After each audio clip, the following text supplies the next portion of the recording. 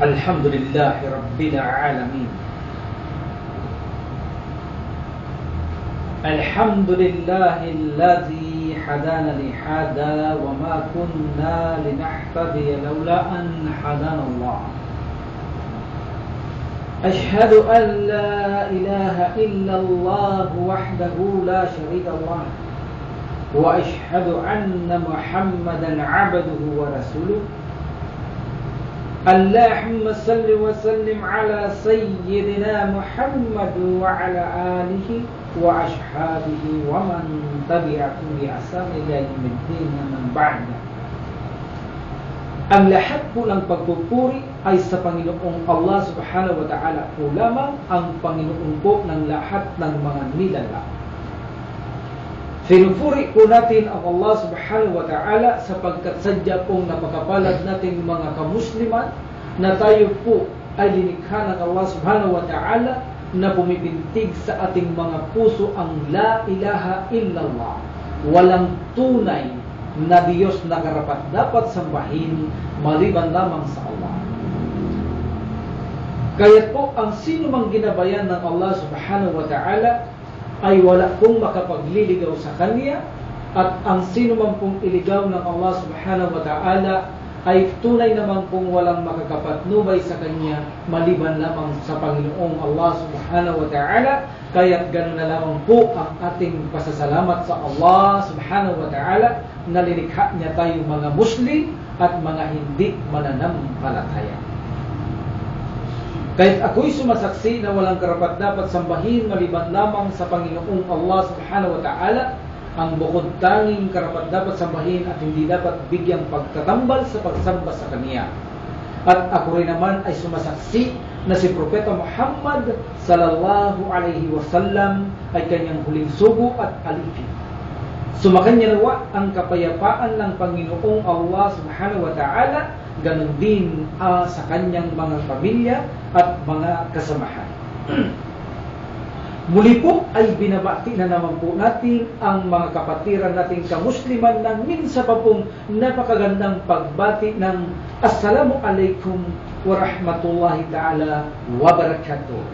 At ganun din po siyempre sa ating mga kababayan na hindi pa po mga Muslim at patuloy po sinasaliksik po ang aral ng pananampalatayang Islam.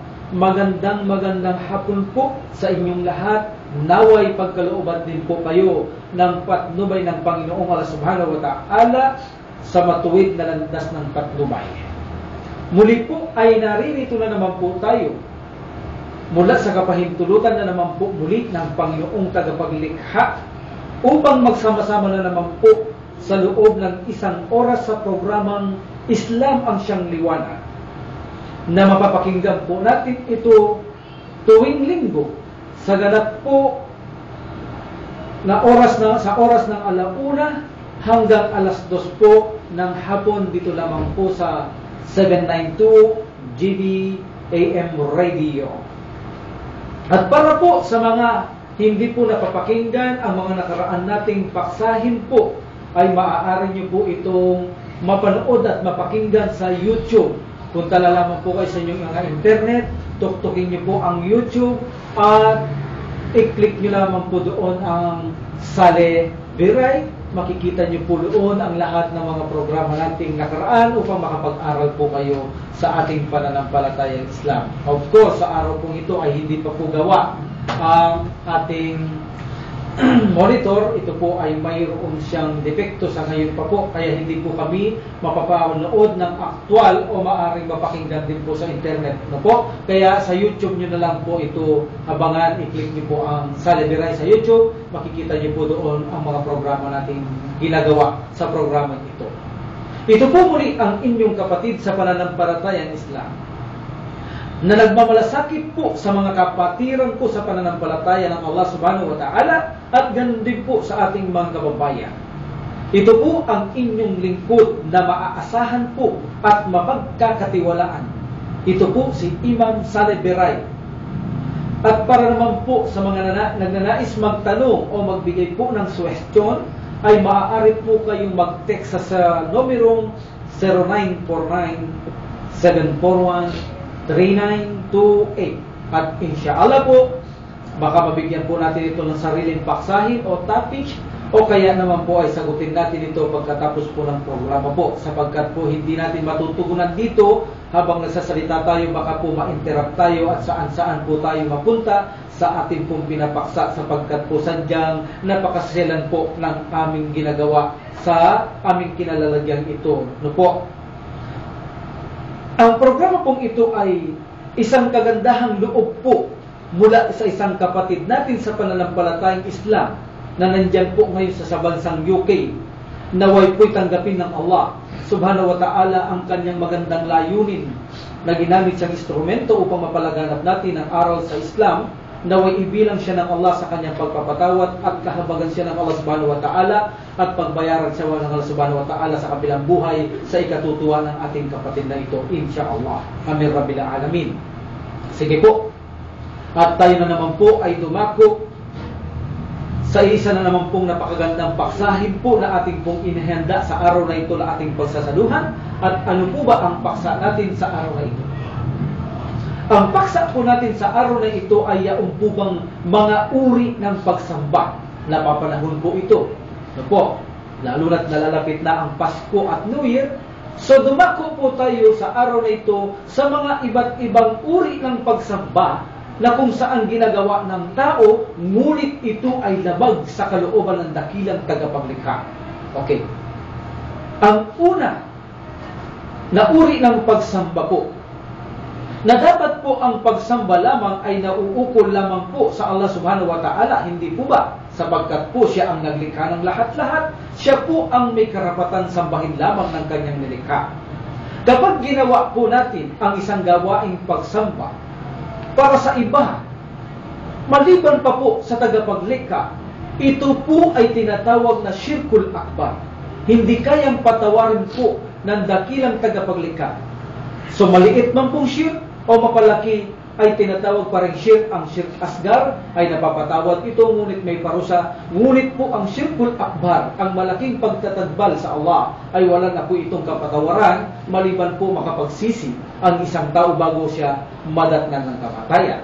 Ngayon po, daguhan po natin at ibang-ibang uri ng gawaing pagsamba. Yaong po bang pangkaraniwang ginagawa bilang pagsamba ng tao? No po, ang una po ay yaong po bang tawakkul. Yaong po bang pagtitiwala na dapat po ang tiwala natin ay sa manlikha. No po, ang puso ay nararapat kung kumakatawan lamang para sa Allah subhanahu wa ta'ala. Ibig sabihin po, dapat po sa Allah lamang subhanahu wa ta'ala nagtitiwala o nananalig ang mga linikha ng Allah subhanahu wa ta'ala. Gaya ng sinabi ng Allah subhanahu wa ta'ala sa banal na Quran.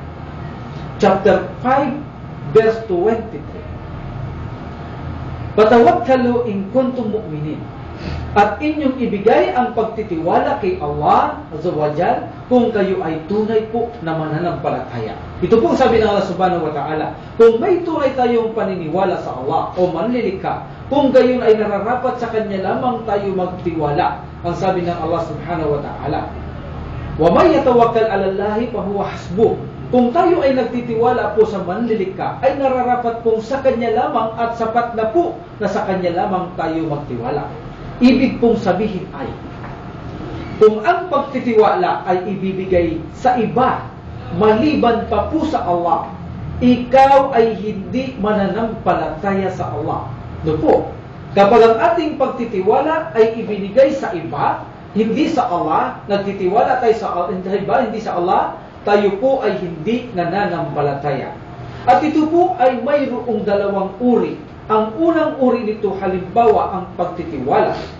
Kung ang iyong tawakkul o pagtitiwala ay ipinagpalagay bilang isang natural po sa isang bagay, kung saan ang bagay na ito ay binigyan naman ng power ng Allah. Ibig pong sabihin, halimbawa ng gamot.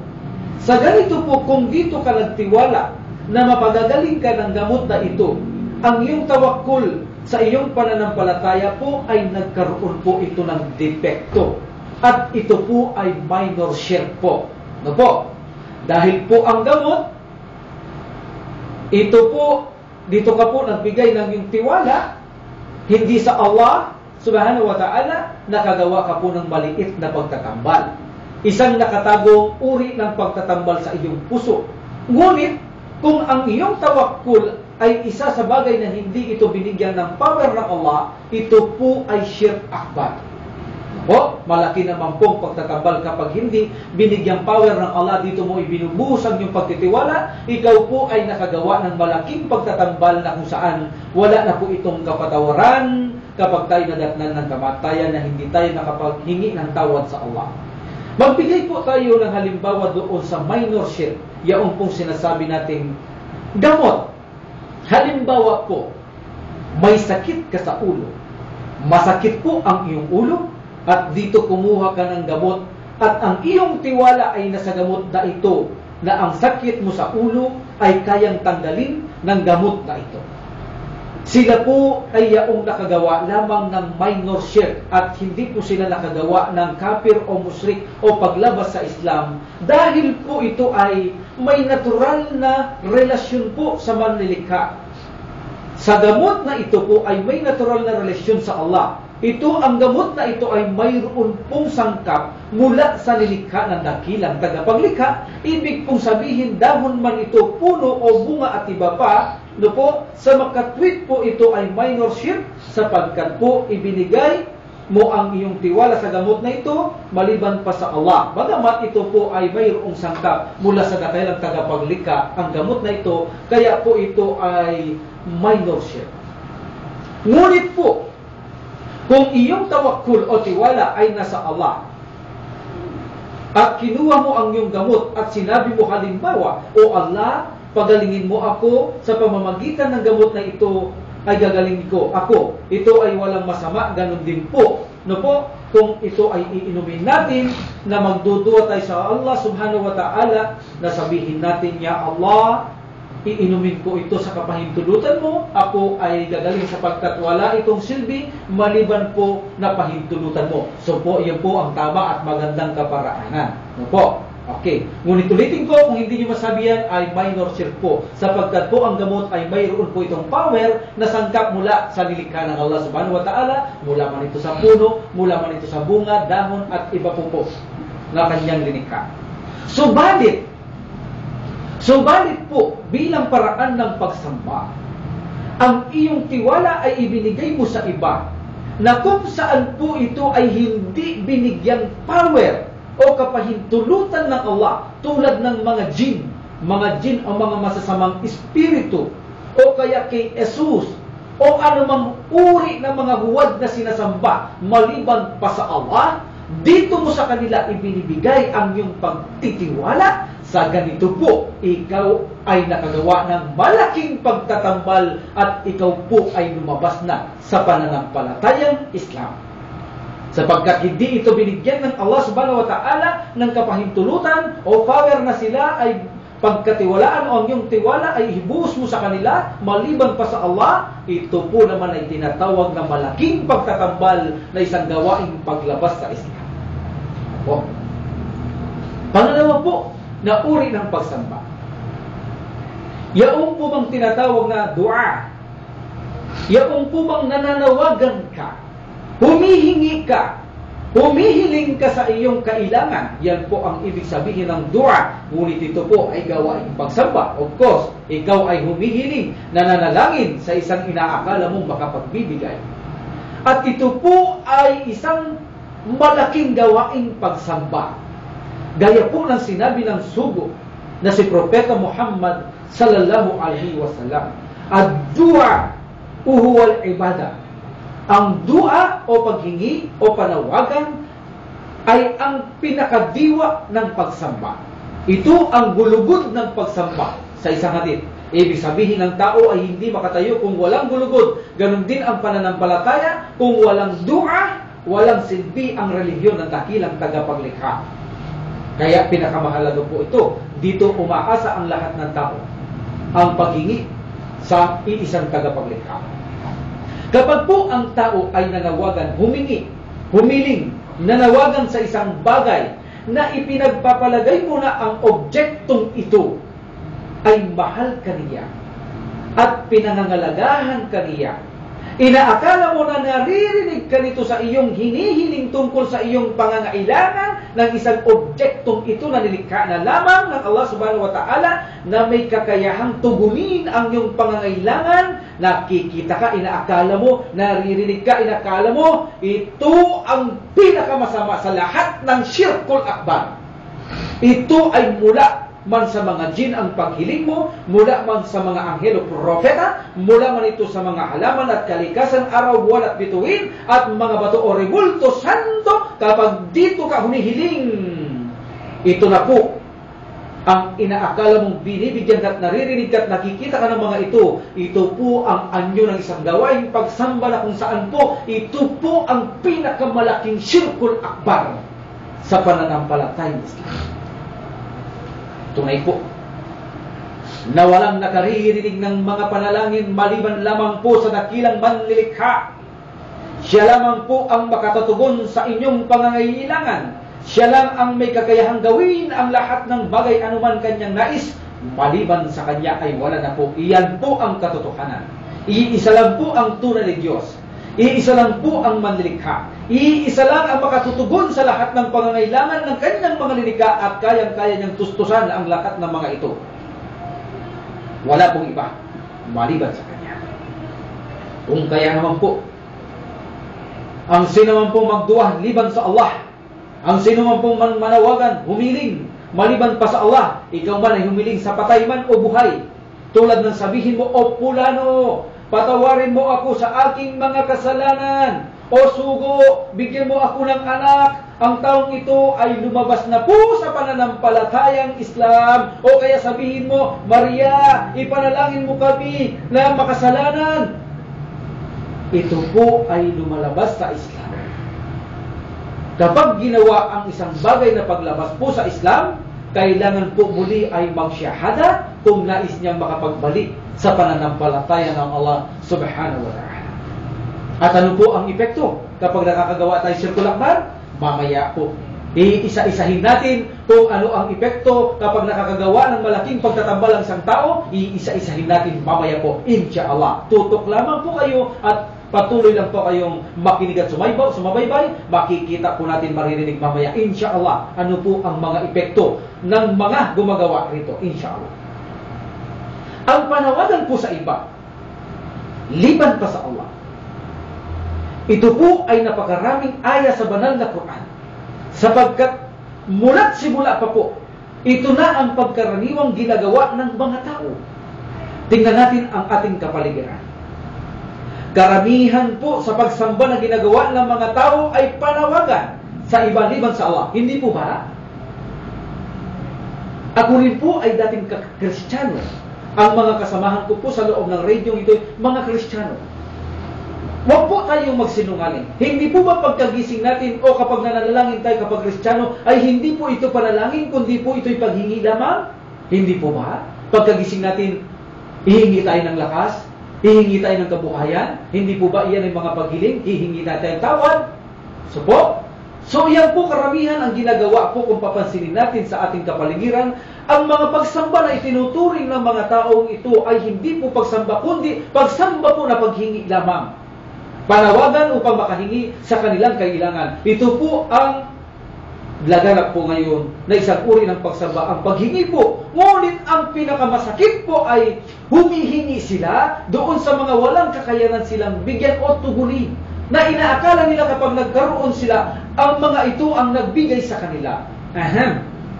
Hindi po mga kapatid.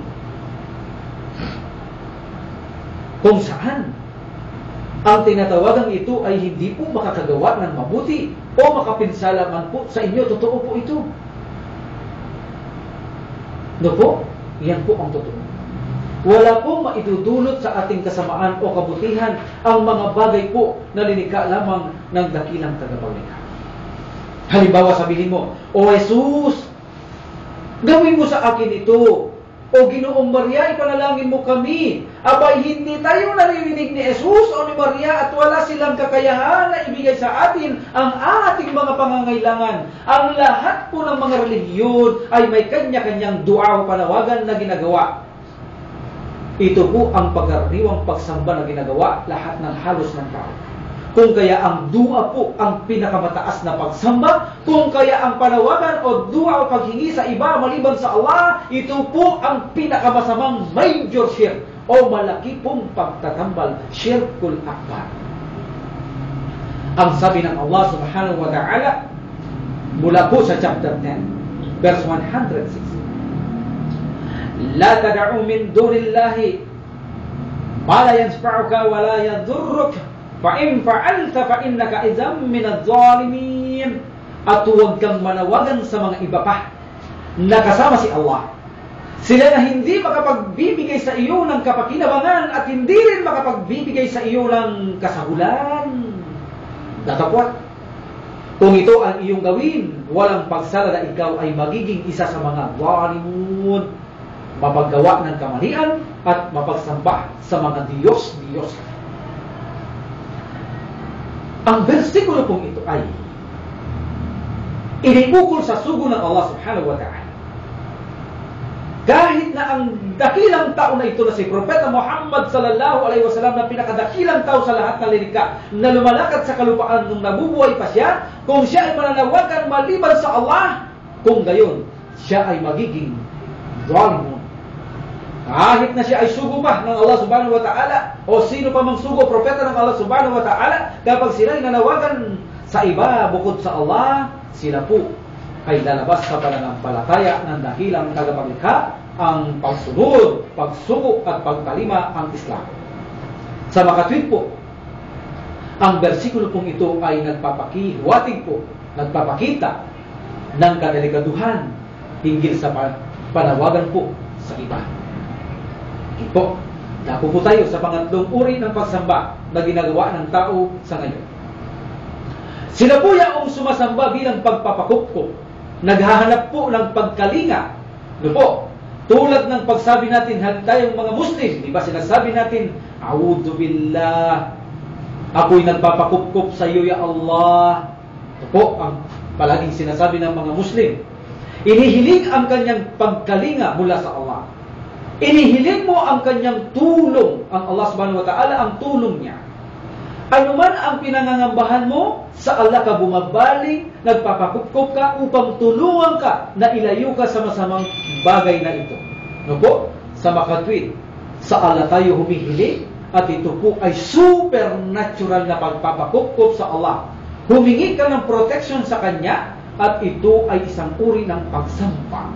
Ang pagpapakupkop liban sa Allah, ito po ay shirkul akbar at paglalabas na naman po sa pananampalatayang Islam.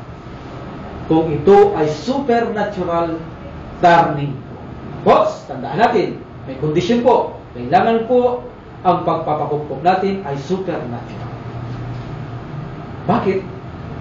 Kung hindi ba supernatural ay hindi ito masama, mamaya po, insyaAllah.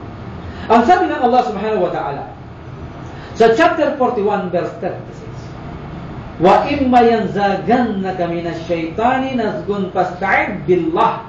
At kung may dumating sa iyo na masamang bagay, masamang bulong mula kay Satanas, kung gayon ikaw ay humanap ng pagpapakupkop o pagkalinga kay Allah. Sa makatwid po, ang sino mang naghahanap ng pagkalinga, hulong, liban sa Allah, ito po ay nagpapakita ng pagsamba sa kanila. Iniisip sila ay makakatulong at hindi tayo sasaktan ng pagpapakupkop sa kanila tulad ng mga demonyo o mga jinn o body spirit.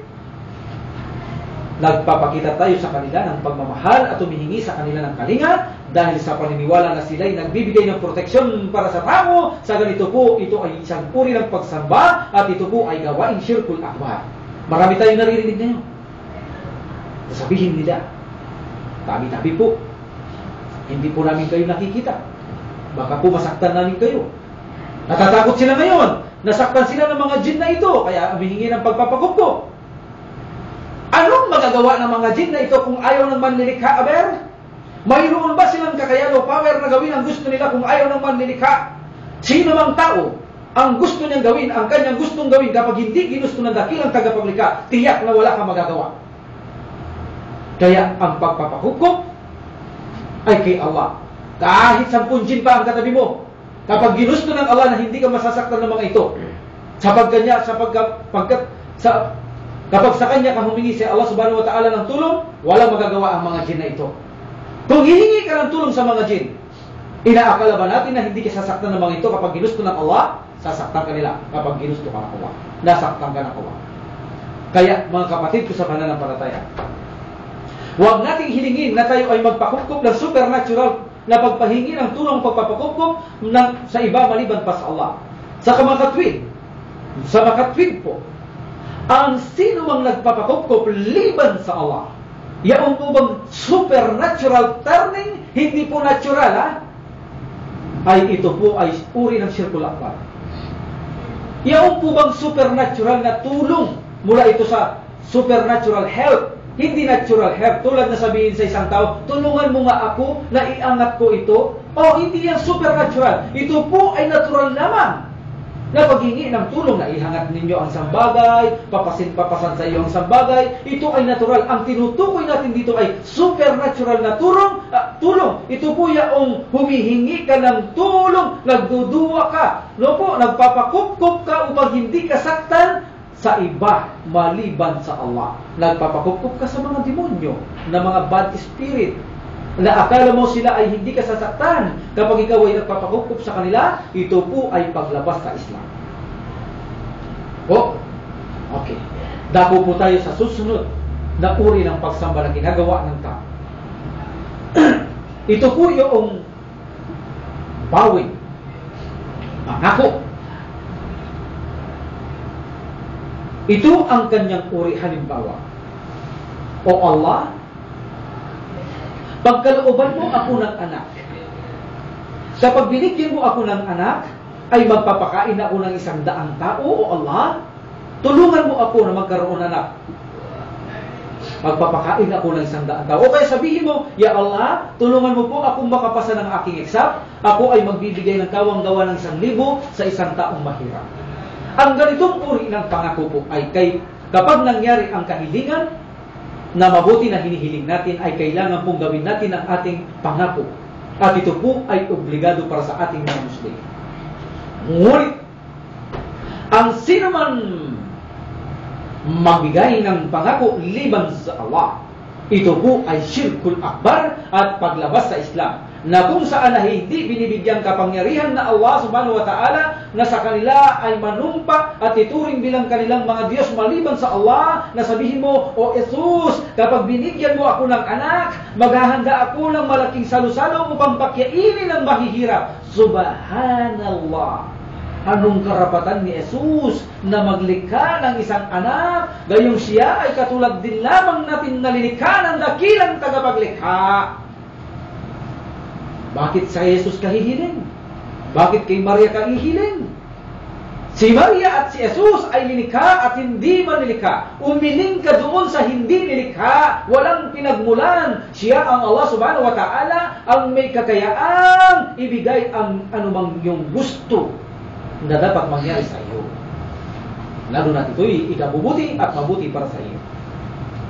So, ang sino man po na humihingi, nagpapakupkup, o nangako, nagbigay pangako maliban sa Allah, humihingi sa Kanya, nangyari ito, inaakala mo siya ang nagbigay, patuloy mo gagawin ito at patuloy kang makakagawa ng kawalang kapatawaran na gawain sa dakilang tagapaglikha. Ang susunod na uri ng pagsamba na ginagawa ng mga tao ay ang pag-aalay.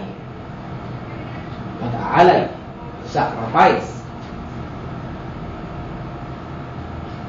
Okay? Ang pag-aalay ay dapat po ginagawa lamang ito para sa dakilang manlilikha. Kapag po ang pag-aalay bilang gawain pagsamba ay itinuon po liban sa Allah, ito po ay Shirkul Akbar. Tulad ng okasyon at selebrasyon na ginagawa ng ibang relihiyon, nalalapit na po. Christmas celebration, New Year celebration. Antabayanan niyo po sa susunod po ng mga linggo. Iyan naman po ang isa sa mulat natin sa ere upang magkaroon ng kamalayan ang mga kamusliman hinggil sa selebrasyong ito, at ang ating mga kababayan ay magising sila mula sa selebrasyong ito kung gaano po at paano at kung saan nagmula ang selebrasyong ito at ano po ang epekto ng selebrasyong ito. Nag-aalay sila ng mga kapistahan, selebrasyong kapistahan maliban sa Allah. Hindi naman Idul Fitr, hindi naman Idul Adha, celebration at okasyon na inaalay nila bilang kanilang Diyos liban pa sa Allah, tulad ng Pasko, New Year, at sino mang gumagawa nito at sumasang-ayon sa mga kamuslimang okasyon na ito at selebrasyon na ito, sila po ay nakagawa ng Shirkul Akbar at sila po ay lumabas sa pananampalatayang Islam kapag ginagawa nila ito na sila ay nasisiyahan, natutuwa sa mga selebrasyon ito. Nakagawa kayo ng Shirkul Akbar. Next, dako po tayo sa susunod na uri ng pagsamba na ginagawang pangkaraniwan ng mga tao ngayon. Paghihingi ng pagpapala o biyaya. Madalas ito, pagkagising pa lang ng tao, pagpapala at biyaya ang hinihiling. Ang bagay na paghingi ng anumang pong biyaya na gusto ng tao, ito po ay nararapat lamang hilingin natin ito sa Allah, sapagkat siya lang po ang may kakayahang magbigay nito sa sino mang kanyang gustong bigyan nito. Sapagkat po, sa kanya lang ang lahat ng biyaya na nagmumula sa mundong ito. Ito man po ay mula sa pambagay, pantao, bagay na gawain sa panahon ito ay walang masama kung tayo humanap ng blessing dito. Ulitin ko po, sa kanya lamang lahat nagmumula ang mga biyaya, sa kanya lamang tayo humingi. Ngunit kung ito ay mula sa pambagay, pantao, mga bagay na gawain sa panahon, ito ay walang masama po kung tayo ay humanap ng blessing dito. Halimbawa po, ang banal na Quran po ay blessing po ito, biyaya. Kapag po ito ay ni-recite mo, pinagmuni-munihan, ito po ay mayroong biyaya na gantimpala tayong nakakamit. Ganun din po sa lahat ng pangrelihiyosong gawa sa pananampalatayang Islam ay may blessing po ito. Ang katawan po ng Propeta Muhammad sallallahu alaihi wasallam ay blessing din po ito. Bukod pong tangi sa mga tao na ang kanyang katawan ay blessing. Kaya nga po ang kanyang mga kasabahan kapag po siya ay pinapawisan, ay pinapahiran po nila ito dahil blessing po ang pawis ng sugo ng Allah. Sapagkat po ito ay blessing. Ang kanyang pawis ay pinapahiran ng kanyang mga kasama sa kanilang kamay, palad at kanilang mga kakagamitang objekto. Ganon din po sa kanyang buhok. Kapag pinapagupit po ito ng Prophet Muhammad sallallahu alaihi wasallam, ay kumukuha po sila ng buhok ng sugo ng Allah, sapagkat po ito ay blessing. Sapagkat po ang lahat ng ito ay blessing na iginawad sa kanya ng Allah subhanahu wa ta'ala. Gawa din po halimbawa ng mga masjid ay blessing po sa mga nagpapagawa ng masjid para sa kanila po. At marami pa pong iba na blessing. Ngunit po, hindi binigyang pahintulot ng Allah subhanahu wa ta'ala upang makamit ang biyaya rito ang siya pong gagawin. Hindi po. Yung pong mga binanggit natin ay binigyan po yun ng pahintulot ng Allah.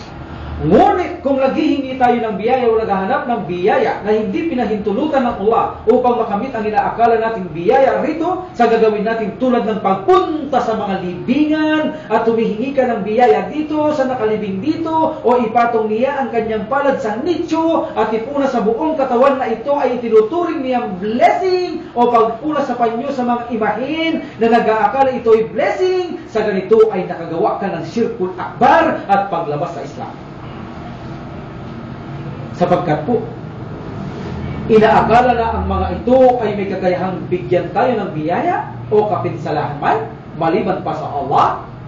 Ito ay hindi binigyang pahintulot ng Allah subhanahu wa ta'ala, kaya po huwag natin itong gawin ng mga kapatirang kamusliman, sapagkat ang lahat ng mga ito ay haka-haka lamang at pamamahiin na isinasagawa ng mga ibang relihiyon.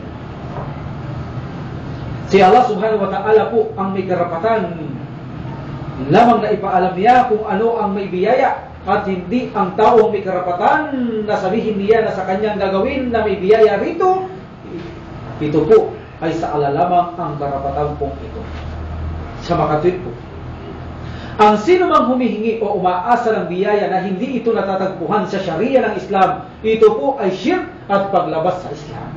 Kul innal fadla biyadillah, ang lahat po ng biyaya ay nasa kamay lamang po ni Allah. Chapter 3, verse 73. Ito po ay ilan lamang po sa mga uring pagsamba na ginagawa ng mga tao, ngunit pangkaraniwan po ang binigyan nating diin sa mga puntong ito.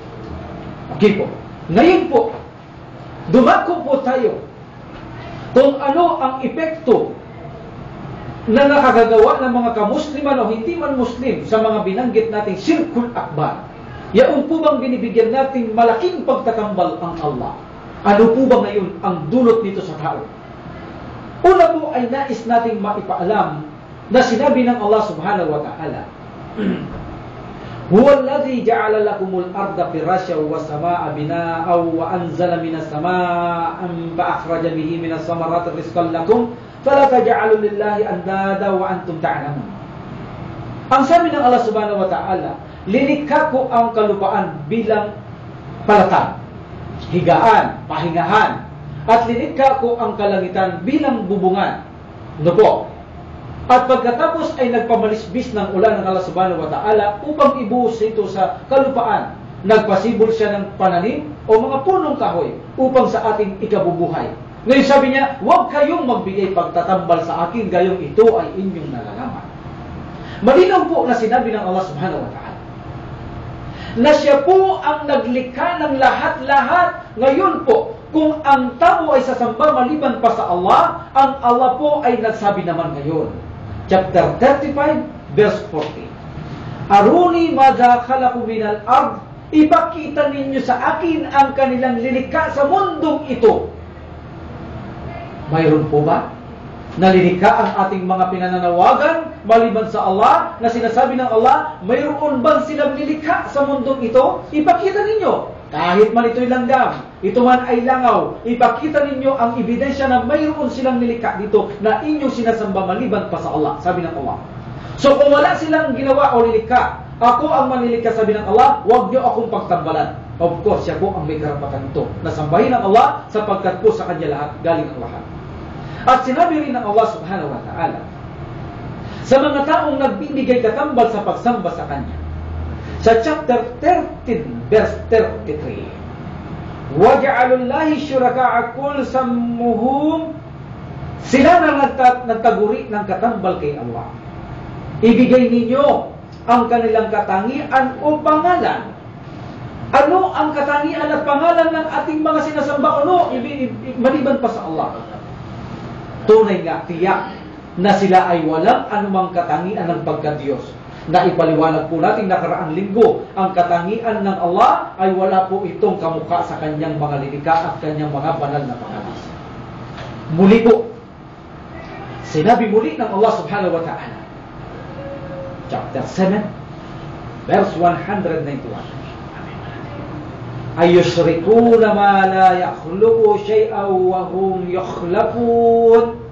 Sila baga ay nagbibigay ng katambal sa Allah, sila na walang lilikha, bagkus sila ay nilikha lamang, katulad ng mga sumasamba sa kanila. Dahil dito, malinaw po na sinabi ng Allah na ang sinasamba maliban sa Allah ay lilikha din na katulad ng mga sumasamba sa kanila. Sinabi ng Allah subhanahu wa ta'ala, ang gawain ganito, وَمَنْ يُشْرِكْ بِاللَّهِ فَقَدْ ضَلَّ ضَلَالًا بَعِيدًا. At sino mang nag-aakibat na katambal sa Allah sa pagsamba, ay katiyakang napaligaw siya ng malayong landas. Yan po ang sinabi ng Allah.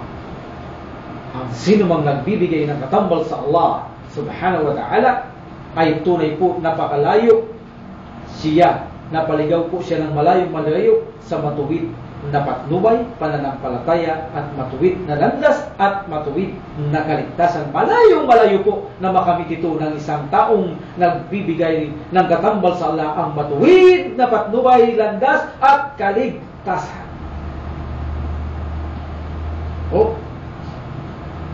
Sinabi pa ng Allah subhanahu wa ta'ala, ang gawaing pagbibigay katambal sa Allah subhanahu wa ta'ala, ito po ay yaong gawaing pagsamba na kung saan sila yaong gumawa ng pinakamatinding kamalian po. Inna syirkul la zulmul azim.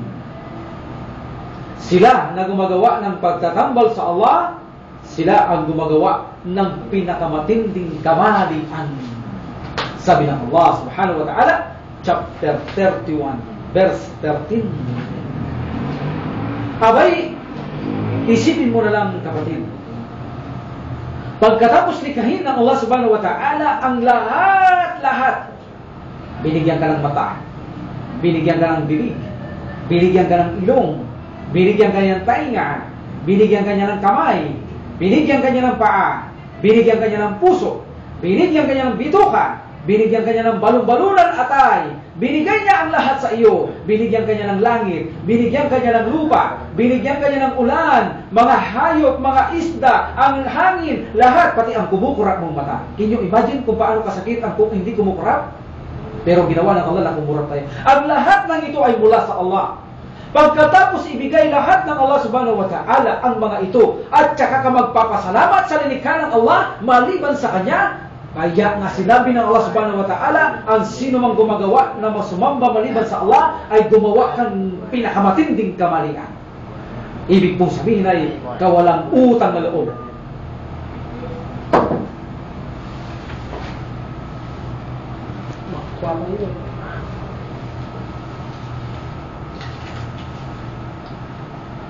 So ito po ang sabi ng Allah subhanahu wa ta'ala. Ang sino mang gumagawa ng pagbibigay katambal sa Kanya ay gumawa po kayo ng kawalang utang na loob, kawalang katarungan, malaki pong kamalian. At ito po dahil ito ay pagtatambal sa Allah, hindi na ito kailanman mapapatawad hanggat ang tao ay hindi nasisisi sa Kanya at nanunumbalik. Yan po ang totoo. Matatagpuan niyo po yan sa chapter 4, verse 48 at chapter 4, verse 116. Inna Allah la yusrika bih. Katotohanan, hindi mapapatawad ng Allah ang pagbibigay katambal sa Kanya. Inna Allah la yaghfiru ay yusrika bih. Kaya nang dahil po dito, kapag ang tao ay gumagawa ng mabuting gawa, dahil nagtitambal ka naman sa Allah, ginawa mo ang lahat ng mabubuting gawa, pinakain mo man ang isang barangay, pinakain mo man ang isang paaralan, binigyan salapi ang mahihirap, pinaaral ang mga dukha, ginawa mo ang lahat ng mabubuting salita, mabubuting gawain, ngunit ang sinasamba mo ay iba maliban sa Allah. Ang sabi ng Allah subhanahu wa ta'ala, وَلَقَدْ أُوحِيَ إِلَيْكَ وَإِلَى الَّذِينَ مِنْ قَبْلِكَ وَلَوْ أَشْرَكْتَ لَيَحْبِطَنَّ أَعْمَالُكَ وَلَتَكُونَنَّ مِنَ الْخَاسِرِينَ. Ito'y ipinahayag na sa iyo, Muhammad, at sa mga nauna pa sa iyong mga sugo at propeta, na kung kayo ay magbibigay pagtambal sa Allah, anumang mabuting gawain ang inyong gagawin ay wala itong maidudulot na kapakinabangan sa inyo, at kayo ay kabilang sa mga talunan sa kabilang buhay. Malinaw po na sila pong bumibigay ng katambal sa Allah, anumang kabuti ang iyong ginagawa, ito po ay walang silbi pagdating sa harapan ng Allah subhanahu wa ta'ala hanggat hindi natin sinasamba ang Allah. Ang kondisyon po upang matanggap ang mga gawa, tinalakay po natin nakaraang linggo, ay kinakailangan kilalanin muna natin ang dakilang tagapaglikha, ang karapat-dapat sambahin, at saka tayo gumawa ng mabuti upang matanggap ang mabuting gawa na ito. Ngunit kung ang ginagawa mong mabuti ay lahat ginagawa mo na ito, ngunit iba ang iyong sinasamba, ang lahat pong ito ay useless. Wala po itong kabuluhan. At sino mang Muslim,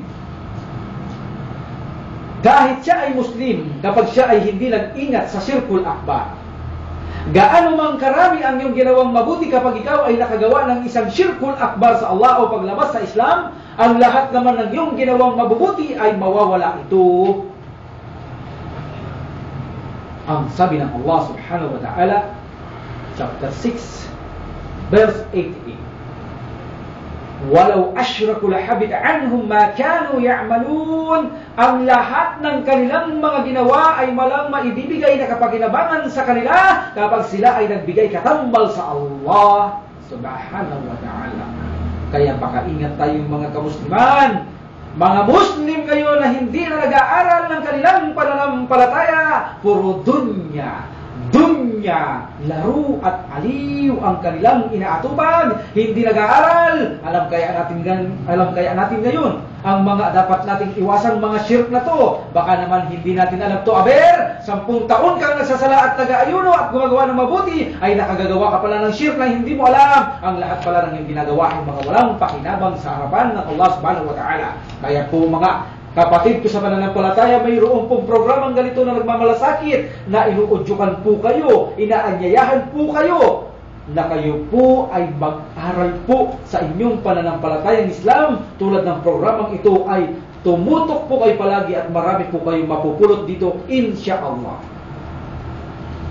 Kahit na mga propeta pa ang umingi ng tawad sa isang Muslim na namatay, ngunit namatay siyang nagtatambal sa Allah, kailanman ay hindi pakikinggan ng Allah ang paghingi ng tawad ng propeta o sugo. Kahit na pa si Propeta Muhammad sallallahu alaihi wasallam ay buhayin mo ngayon, buhayin ng Allah, ikaw ay namatay na nadatnan ng gumagawa ng patatambal sa Allah. Kahit na pa si Propeta Muhammad sallallahu alaihi wasallam ang humingi sa iyo ng tawad, kahit 70 beses pa siyang humingi sa Allah, ay hindi ito pakikinggan ng Allah ang panalangin o dua ng Prophet Muhammad sallallahu alaihi wasallam na ito. See? Can you imagine? Lahat ng mga sugo, hindi itinatakwil ang dua ng mga ito ng Allah subhanahu wa ta'ala. Ngunit kapag ikaw ay namatay na nagbibigay katambal sa Allah subhanahu wa ta'ala, hindi rin sila pakikinggan ng Allah. Chapter 9, verse 80. In tastaghfir lahum 70 marratan falay yaghfir Allah lahum.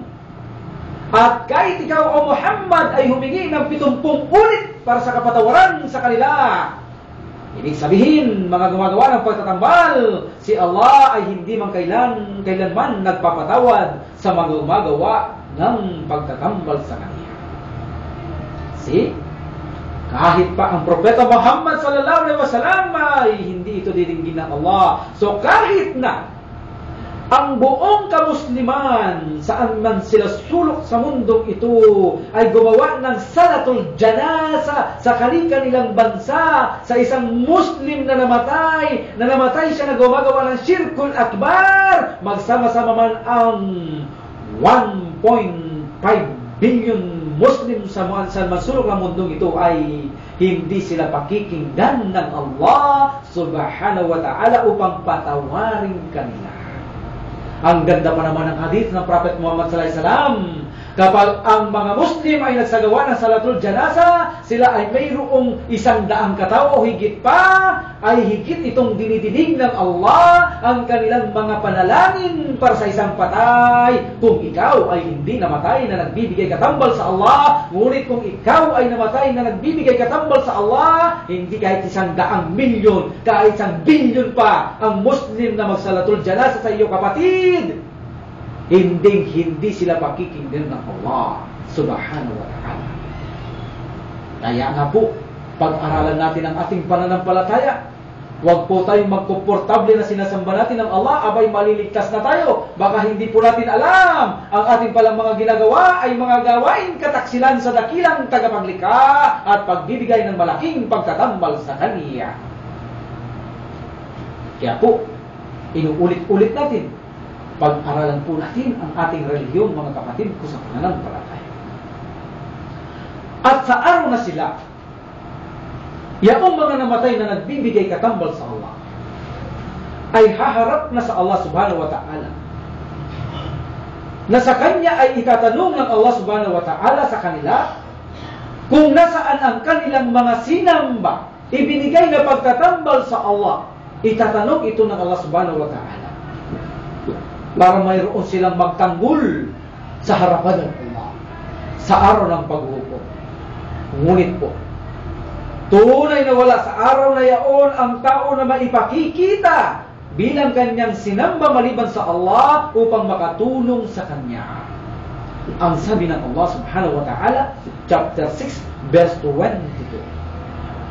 وَيَوْمَ يَحْشُرُونَ جَمِيعًا ثُمَّ نَقُولُ لِلَّذِينَ أَشْرَكُوا أَيْنَ شُرَكَاؤُكُمُ الَّذِينَ كُنْتُمْ تَزْعُمُونَ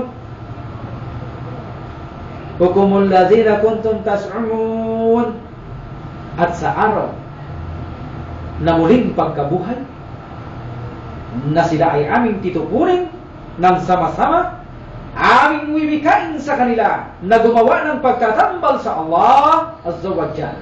Nasaan ang inyong mga sinamba ng inyong ipinaggigiitan bilang Diyos maliban sa Allah? Sa ganito, sa araw na ito, ang paraiso po ay ipagbabawal sa kanila. Wala silang maipakikita sa araw na yaon. So sa ganito, sa kanila po ay bawal ang paraiso forever.